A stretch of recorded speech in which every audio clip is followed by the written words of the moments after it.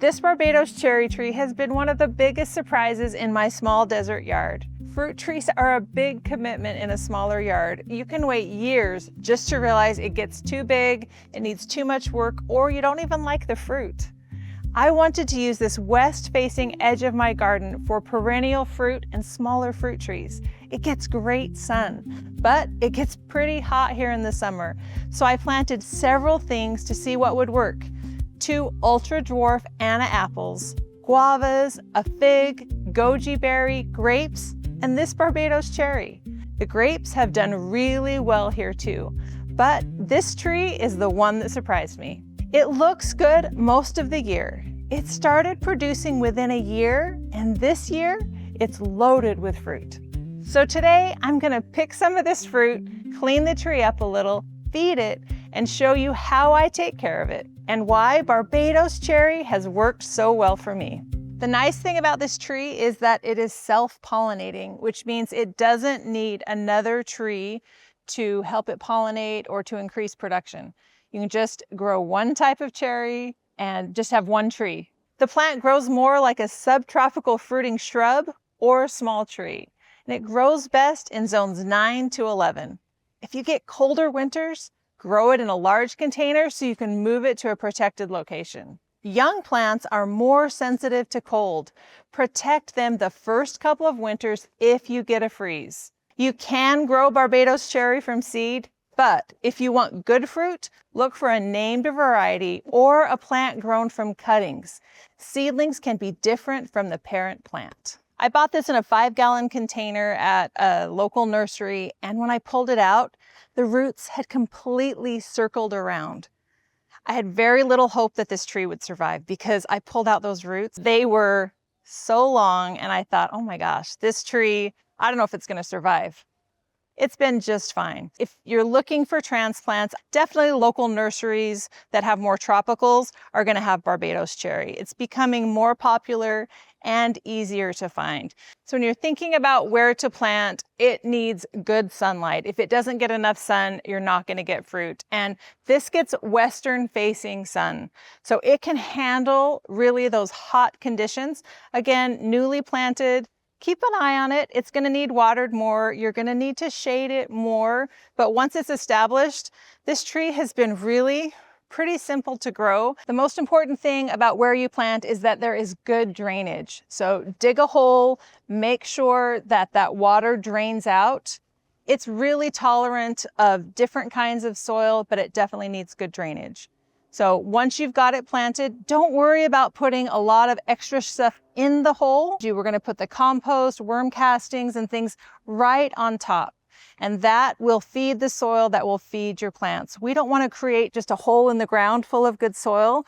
We want the roots to spread all throughout. The compost, worm castings will feed all of that soil. And then just like everything here in the low desert, we use mulch. A thick layer of mulch will help protect the soil, help feed your plants as it breaks down, and it's just gonna keep everything happier. So add a thick 3 to 5 inch layer of mulch onto this tree after you plant, and then make sure that you're reapplying mulch as needed. Another thing I like about this is that it's evergreen year-round. So I have this by a seating area in my yard, and it looks good all year. It doesn't lose a lot of leaves, so it's always green. It's not really messy, other than you gotta keep the cherries picked. So once they turn red, they're gonna drop from the tree. So make sure that you're harvesting so you can enjoy those cherries. So this is one fruit tree that you can grow in a container. It does very well in containers. Mine is in the ground, which definitely I think it's easier to grow in the ground because containers, dry out more quickly, heat up more quickly. And because this is frost sensitive, it would be more susceptible to frost if you have it in a container. But if growing in the ground isn't an option for you, you can absolutely grow it in a container. Choose the largest container that you can. A whiskey barrel, something like that, is a good option for something like this Barbados cherry. We had such a mild winter this year that even my low chill peach trees have very few peaches. But this Barbados cherry is covered. It will bloom several times throughout the year as it gets warm. So when it's warm, you'll often see a flush of blossoms on there. About 30 days later, you're gonna start to see that fruit. And each year, from what I've seen, you just get more and more fruit on this tree. The other thing I like about it is it stays pretty small. You know, a lot of fruit trees can get really large. You can prune this to be whatever size you want. I like to keep it to a size that I can harvest from. I don't want my fruit trees to ever get so large that I have to get out a ladder. This tree can get about 10 to 12 feet tall and wide. And I don't mind that size for over here, but I do want to prune some of these lower branches. I want to keep it kind of a multi-trunked tree and not have some of these branches come out into our seating area, but it's pretty forgiving. So whatever your space is, you can keep it pruned to that shape. You could prune it to just one trunk if you would rather, but what I'm going to do is just come in and remove some of these lower branches here. Barbados cherry doesn't require pruning like a lot of other fruit trees do. So when I'm pruning, I'm looking for some of these lower branches that are coming off the trunk. These aren't suckers, they're just branches. You're pruning more for shape. And then any kind of crossing or dead branches, like this one's just kind of coming down here. Just gonna snip that off right there. It is frost sensitive, so I would wait to prune until after your last frost. I wouldn't do a big pruning right before it freezes, because then those parts are going to be more susceptible to frost. And if you do get some frost damage, that would be, you want to wait till after last frost and then just cut it back a little bit. Young plants are going to be most susceptible to frost damage, so keep an eye on them. If you have a really young plant, you might want to cover it, because this is a tropical plant, but larger trees might get a little damage. Cut them back. They should be able to withstand the amount of frost that we're getting here. I have it on just a drip irrigation, and I don't give it supplemental water. It really has been pretty simple. The couple of maintenance things that I do is I like to add compost, worm castings, and Nutrient Plus a few times a year just to help that tree, especially with the blooming. I feel like that Nutrient Plus helps encourage more blooms, because the more blooms, more fruit. So let me show you how I do that. If your mulch is broken down, then you can go ahead and just add it right on top. I still have quite a bit of mulch here, so I'm just gonna pull this back just a little bit, and then you're gonna come in and just sprinkle some worm castings in here. Like the magic combination, right? Compost, worm castings, just giving the soil what it needs.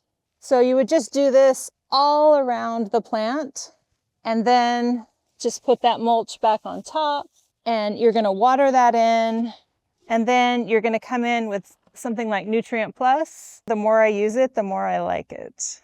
I feel like I'm doing the compost, worm castings, and Nutrient Plus about 3 times a year. So I'm coming in early spring, right after it's kind of come through the winter, and then before summer, you know, again, end of May, June, helping it get ready for the summer. And then after the summer, maybe in September, coming back through, doing all 3 things again. And that's really all of the maintenance that I will do for this tree. I haven't had major pest issues on mine, but I'd keep an eye out for aphids, leaf-footed bugs, and spider mites. Let beneficial insects help you out with the aphids, and hand pick the leaf-footed bugs. If spider mites are a problem, spraying off the tree with water can keep populations down. Best tool, little bucket of soapy water.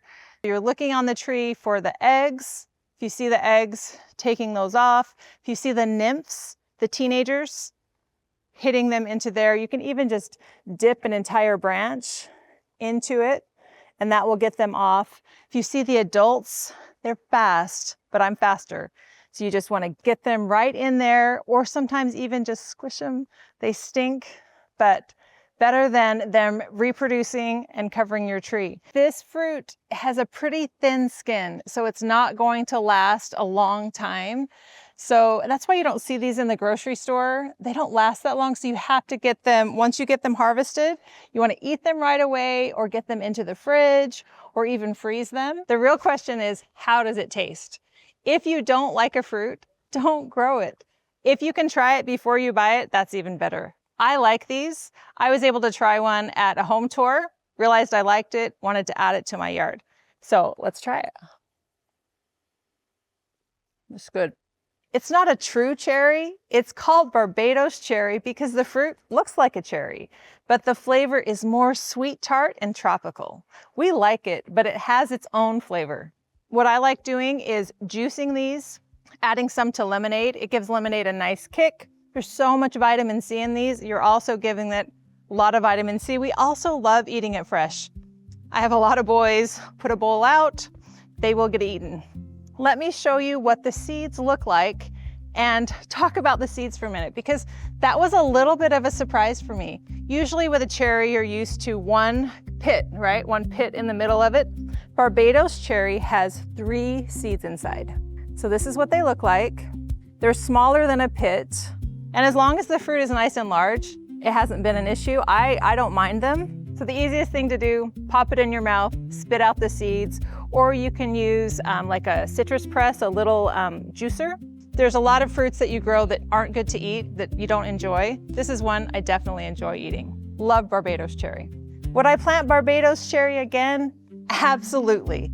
Tell me in the comments if you've grown it, and watch this video next for more fruit trees that can handle hot climates.